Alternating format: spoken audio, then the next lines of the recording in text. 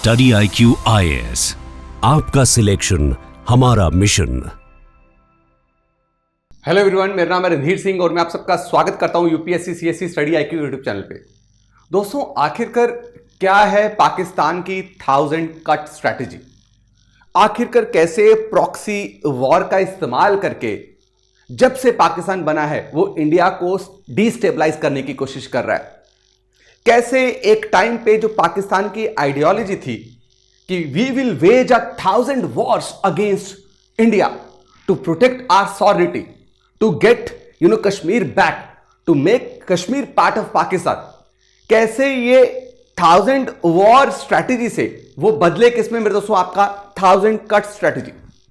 ISI की 1000 cut strategy ये बोलती है कि हमें फुल फ्लेज वॉर नहीं लड़ना है भारत के साथ।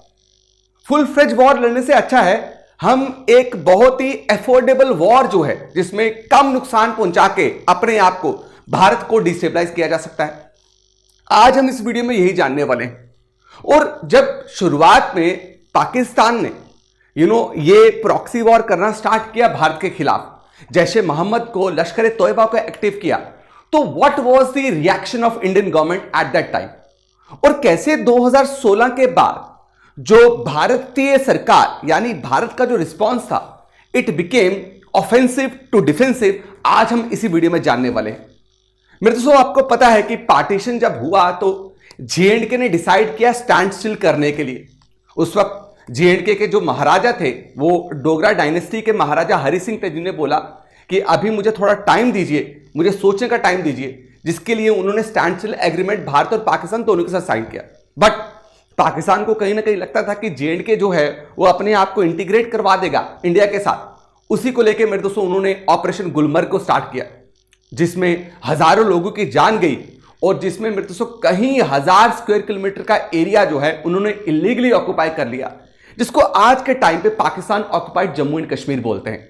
दोस्तों याद रखिए, आप में से बहुत सारे व्यूअर्स हैं, मुझे पता है कि आपको लगता है कि पाकिस्तान ऑक्युपाइड कश्मीर ही है। तो JNK जो है वो दो हिस्सों में बटा हुआ है। JNK की 2 डिवीजन है, एक जम्मू डिवीजन है, एक कश्मीर डिवीजन।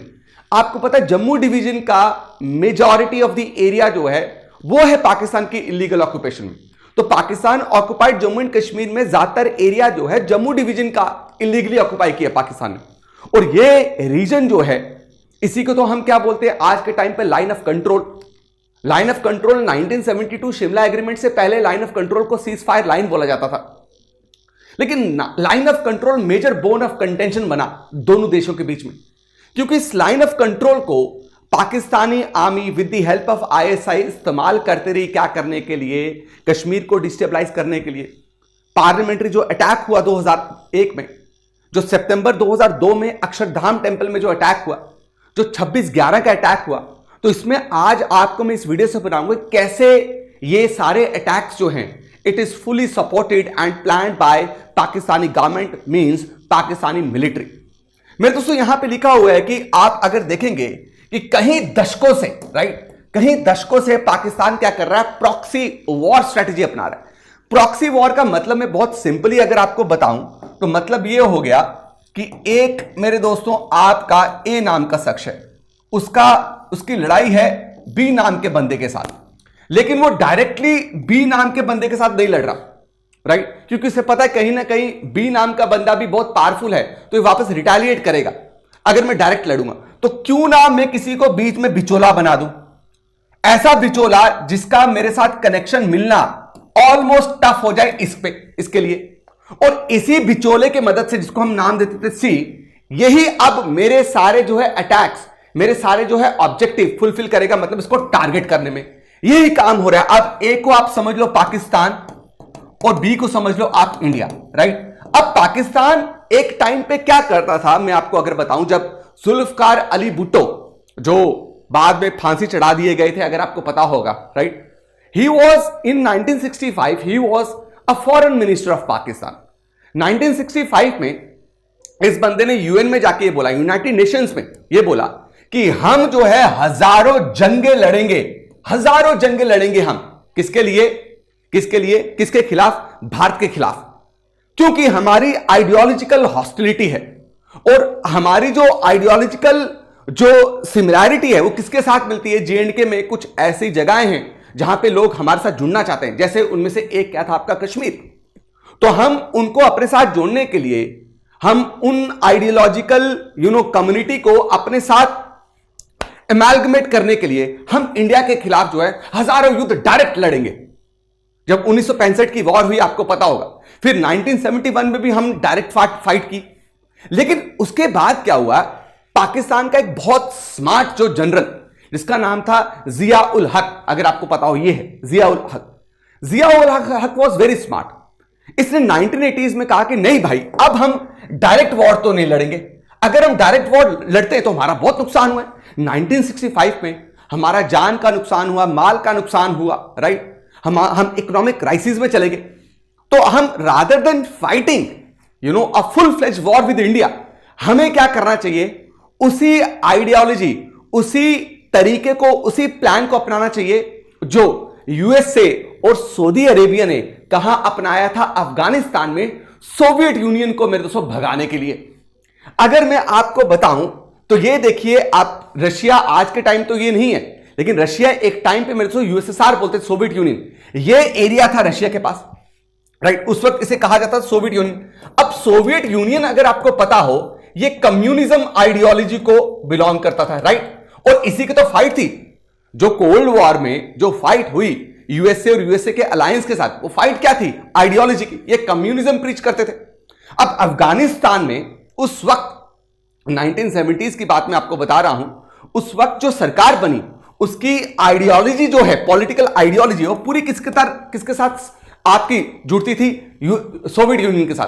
अब यहां पे यूएसए नहीं चाहता था कि अफगानिस्तान में कम्युनिज्म जो है उसको बढ़ावा मिले। तो यूएसए ने क्या किया, यूएसए ने प्लान किया, सीआईए ने प्लान किया, सेंट्रल इन्वेस्टिगेशन एजेंसी, कि हम क्या करते हैं, डायरेक्टली अफगानिस्तान में जाके यूएसएसआर को या सोवियत यूनियन को बाहर ही निकालते हैं। हम एक ग्रुप क्रिएट करते हैं, राइट, एक इस्लामिक ग्रुप क्रिएट करेंगे जिनमें हम उनको यह बताएंगे कि भाई कैसे कम्युनिज्म आइडियोलॉजी जो है आपके इस्लाम के लिए बहुत बड़ा खतरा है और अब टाइम आ चुका है इनके खिलाफ जिहाद करने का। तो इसमें यूएसए ने किसकी मदद ली? इसमें मदद ली यूएसए ने सबसे ज्यादा सऊदी अरेबिया की। अब Saudi Arabia backed Mujahideen group बना। मुजाहिद कौन होते हैं मेरे दोस्तों? जो जिहाद करते हैं, राइट, जो क्या करते हैं, जिहाद करते हैं, जो फाइट करते हैं अपने रिलीजन को, अपने इस्लाम को बचाने के लिए, शरिया को बचाने के लिए। तो वहां पे सीआईए ने क्या किया मेरे दोस्तों, आपका इन मुजाहिदीनों को, जो ये पिक्चर आप देखेंगे तो उस वक्त की पिक्चर है, इनको ट्रेन करना स्टार्ट करा। सीआईए ने फुल इनको ट्रेनिंग प्रोवाइड करी, गुरिल्ला वारफेयर सिखाया, राइट। पाकिस्तान की जो आईएसआई है उसने भी बहुत बड़े लेवल पे मेरे दोस्तों इनको हेल्प करी इंटेलिजेंस प्रोवाइड करने की, और सऊदी अरेबिया भी इसके साथ था। आप सोचो, एक छोटा सा मुजाहिदीन ग्रुप जो है उसने क्या कर दिया, सोवियत यूनियन को खदेड़ दिया। तो 1989 में मेरे दोस्तों इनको यह समझ आया कि भाई ये तो बहुत ही बेहतरीन तरीका है, क्यों हम हमेशा फुल फ्लेज वॉर लड़ रहे। तो पाकिस्तान मिलिट्री ने कहा क्यों ना हम ऐसे ही मुजाहिद जो है क्रिएट करें, राइट, और इससे क्या होगा, हमारा जो वॉर का खर्चा है, जो हमारा नुकसान होता है वो भी कम हो जाएगा, ठीक है। वो देश हम पे इल्जाम लगाएगा तो हम बोलेंगे हमें पता ही नहीं है, तो इससे, और कश्मीर जो है वो पूरी तरीके से हमारा हो जाएगा। तो PoJK will be the part of what, permanent part of what, your Pakistan. तो यहां से मेरे दोस्तों इस जिया उल हक ने क्या किया, आपके 2 टेररिस्ट ऑर्गेनाइजेशंस क्रिएट करे और इस स्ट्रैटेजी को बोला क्या, 1000 कट स्ट्रैटेजी।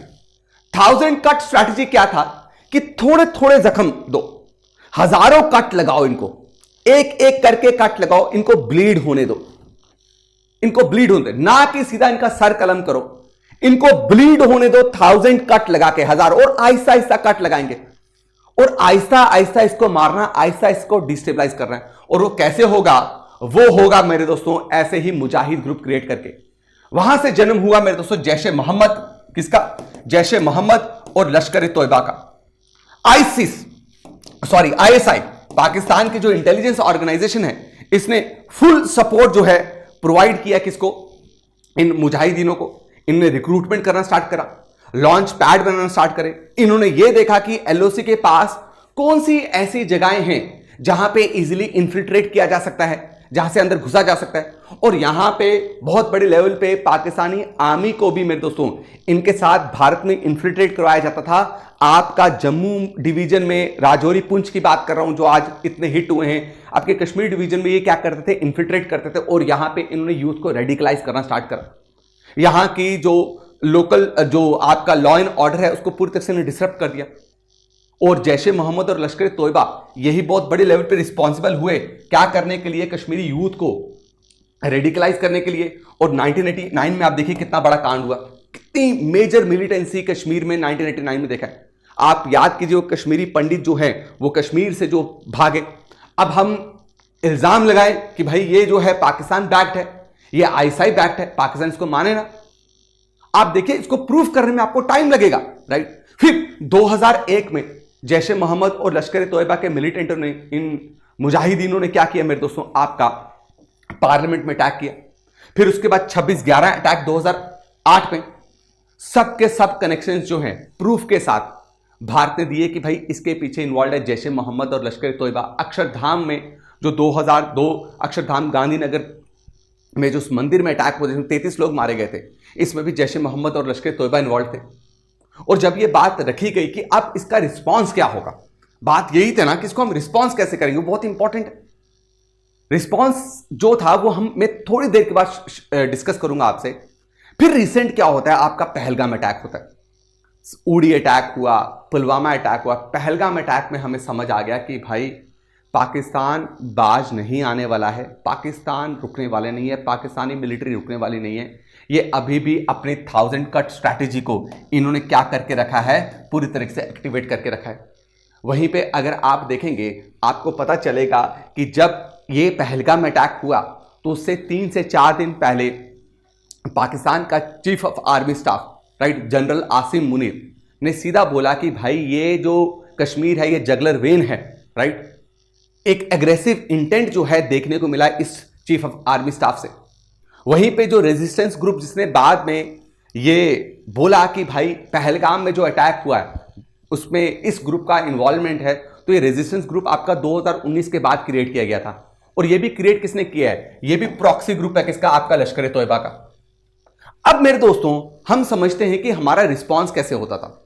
2016 से पहले का रिस्पॉन्स मैं आपको बताता हूं कि भारतीय सरकार, भारत कैसे रिस्पॉन्स करता था।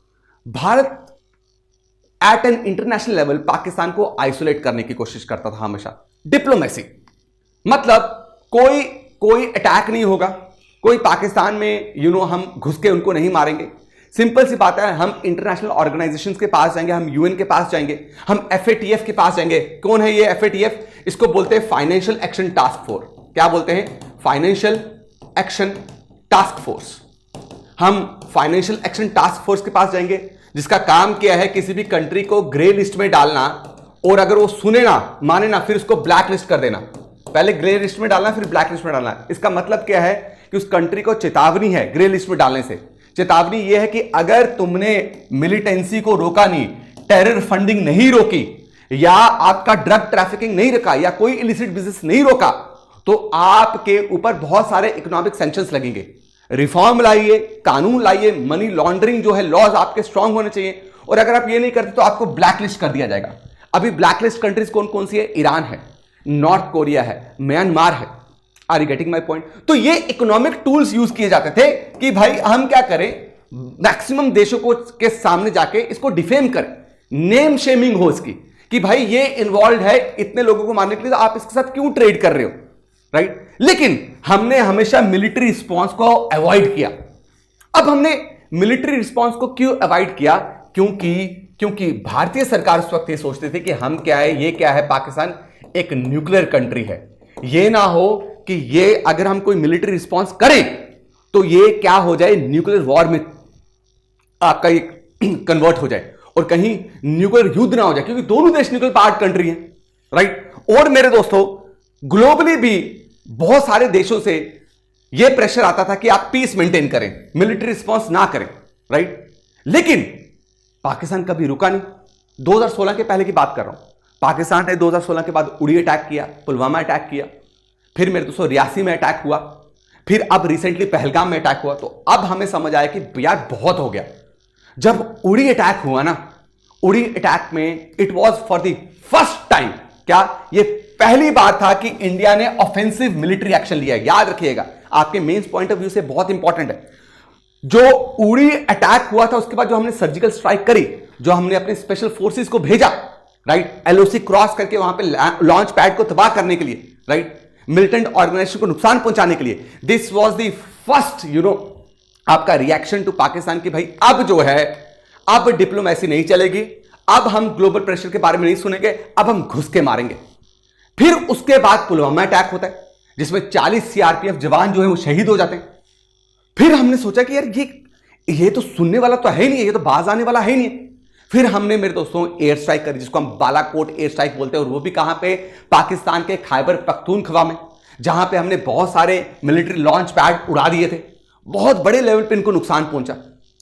लेकिन आप समझिए कि क्या उसके बाद अटैक रुके पाकिस्तान की तरफ से? पाकिस्तान लगातार अटैक करता रहा और उसके अटैक और ब्रूटल हुए लास्ट 2-3 सालों में।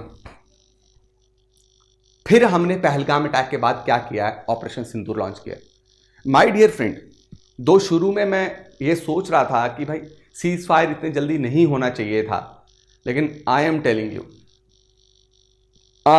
यू इस ऑपरेशन सिंदूर में जो नुकसान पाकिस्तानी गवर्नमेंट को मिला है ना, वो नुकसान आज तक इन्होंने नहीं झेला।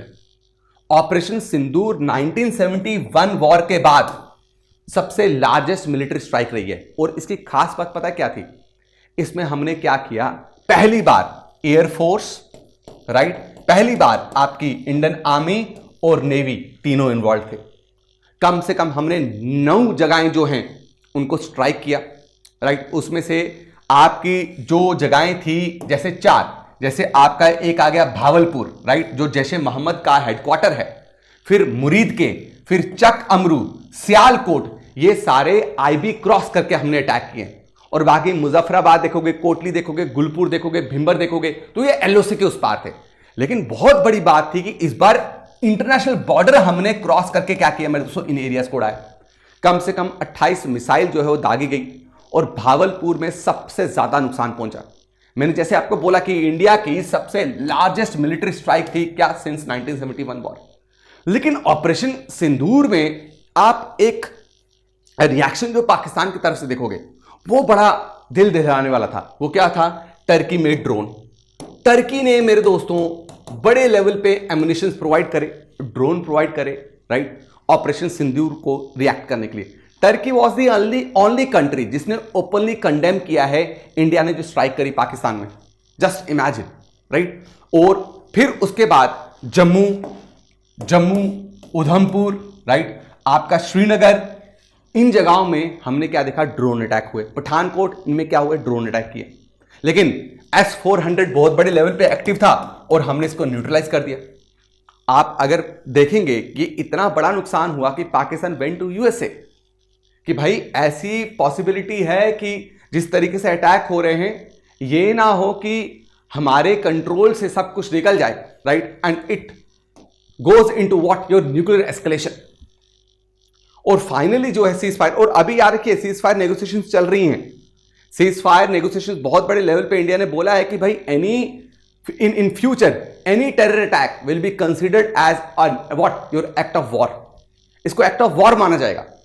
ये जो नया भारत है ना, ये जो न्यू नॉर्मल है, ये जो भारत का अब जो नया स्टांस है, ये क्या है कि we are not going to tolerate what, your terrorism sponsored by Pakistan in India.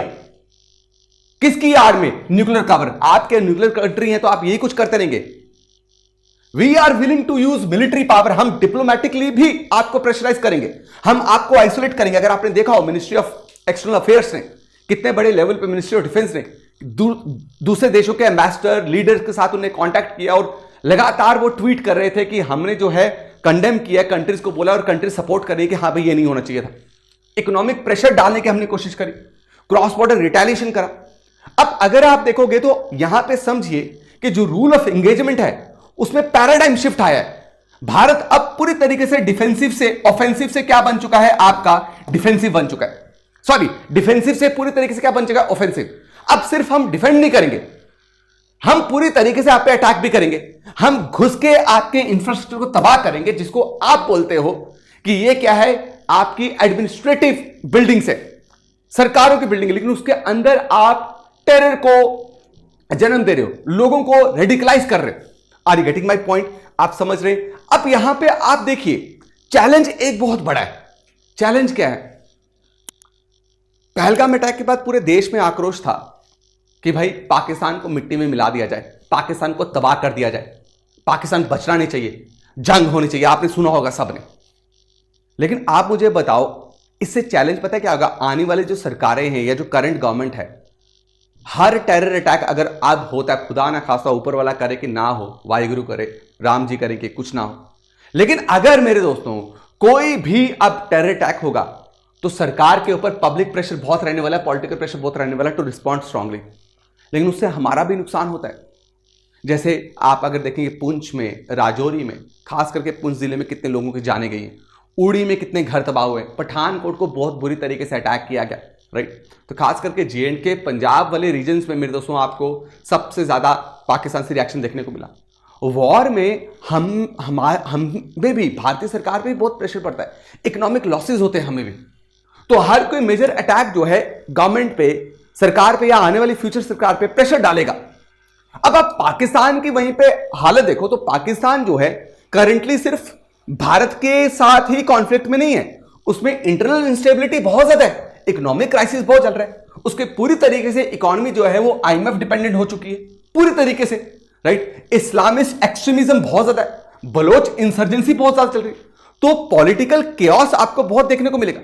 तो ये फैक्टर ने मेरे दोस्तों पाकिस्तान की अब इस एबिलिटी को पूरी तरीके से झंझोड़ के रख दिया है कि वो अब लॉन्ग टर्म हॉस्टिलिटी को सस्टेन नहीं कर पाएगा। अगर वो ऐसे ही लगातार भारत के खिलाफ इस 1000 कट स्ट्रैटेजी को कंटिन्यू करेगा तो Pakistan will collapse. I am telling you, Pakistan will collapse.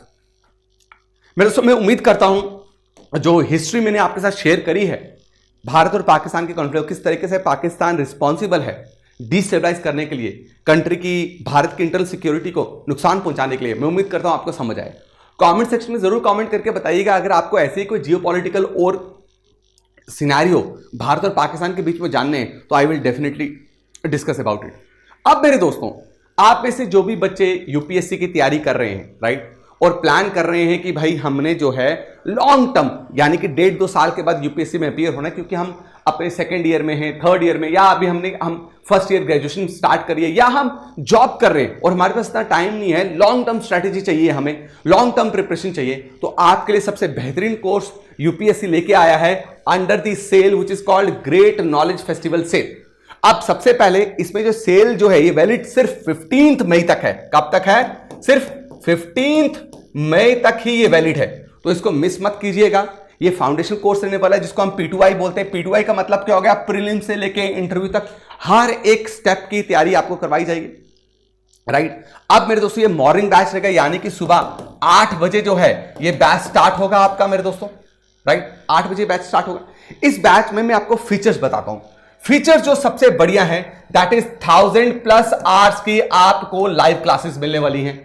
और इसके अलावा फीचर आपका क्या है? Prelims residential programme. क्या मेरे दोस्तों? Prelims residential programme. Prelims residential programme का मतलब यह है कि अगर आपने इस कोर्स में एनरोल किया, एनरोल करने के बाद आप वीकली और मंथली टेस्ट में बहुत बेहतरीन परफॉर्म कर रहे हैं, तो मेरे दोस्तों आपको अक्टूबर के महीने में स्टडी IQ अपने ऑफलाइन सेंटर में बुला के फ्री ऑफ कॉस्ट 100% स्कॉलरशिप में आपको प्रीलिम्स की तैयारी करवाएगा। और कहीं अगर आपने प्रीलिम्स क्लियर कर दिया तो जो मेरे दोस्तों आपने प्राइस दिया होगा, जो फी पे की होगी, राइट, इस कोर्स को परचेज करने के लिए फुल फी रिफंड हो जाएगी।